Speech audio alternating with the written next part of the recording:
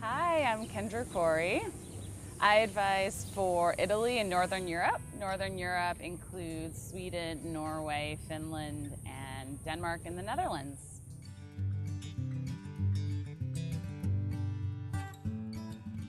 I majored in leadership studies and I minored in history at the University of Richmond in Virginia.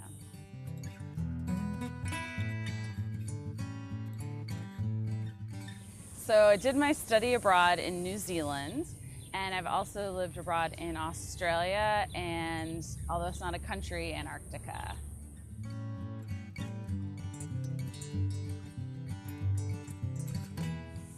Sure.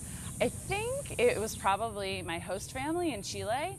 I had the opportunity to teach English at a high school in Chile for a semester, and I really learned a lot from my host family there, language-wise, and also just learning a lot about the culture and how to communicate when you don't speak each other's languages fluently. So I really learned a lot from my host family and really enhanced my experience living abroad.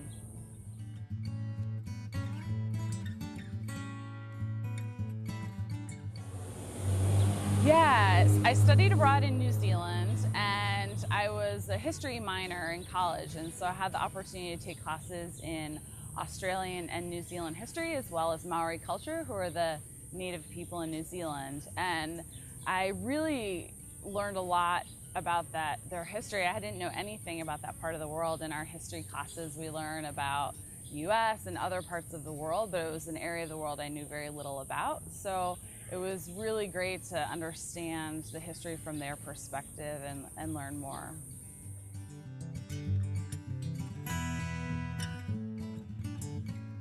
Yeah. I studied abroad first semester of my junior year in undergrad, and I think my biggest concern at that point wasn't really the academics, but it was meeting people, and I was really worried that I wouldn't make friends and that I'd be all alone because I did an exchange and I was the only person from my university that went there. But it turned out that I had Kiwi roommates, and the first day I arrived, they welcomed me with open arms and introduced me to their friends, and I feel really fortunate because we still stay in touch to this day, and I got to meet a lot of New Zealanders rather than just hanging out with Americans while I was abroad.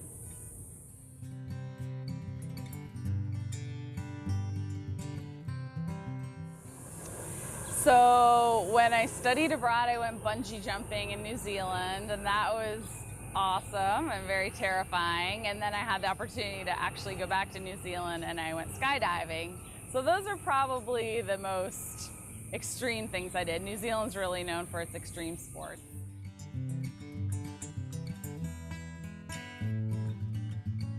And as far as cuisine, the most interesting cuisine is actually probably in Antarctica, because Antarctica gets one shipment of food a year and you eat a lot of expired food. So we ate a lot of food that was dated 3-4 years prior, and you were just expected to eat it because that's all there was.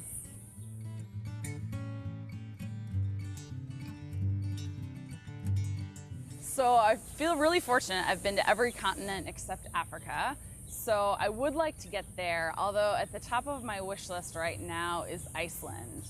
My grandmother and grandfather actually met there, and so it's just always been on my list of a place I'd like to explore.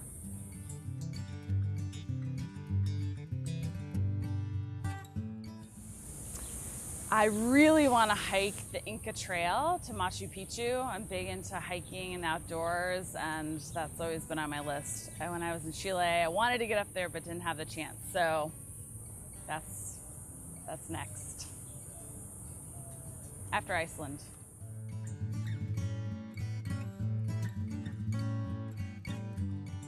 Yeah.